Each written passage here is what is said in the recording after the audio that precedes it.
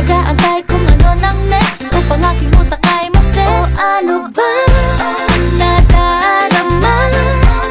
Huwag nang paligoy-ligoy-ligoy, paligoy-ligoy pa. Pwede ba? Huwag ka nang magrama. Huwag nang paligoy-ligoy-ligoy, paligoy-ligoy pa. Kwento-kwento ka tungkol sa bagay-bagay.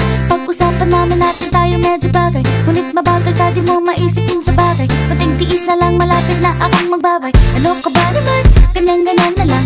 Wala ka lang alam gawin kundi magparamdam. Hindi ko na alam, ano pa dapat ang iisipin ko o dapat ba na wag na lang. Tuwing gabi ka lang nagte-text, message ko walang effect. Oo, oo, nag-aantay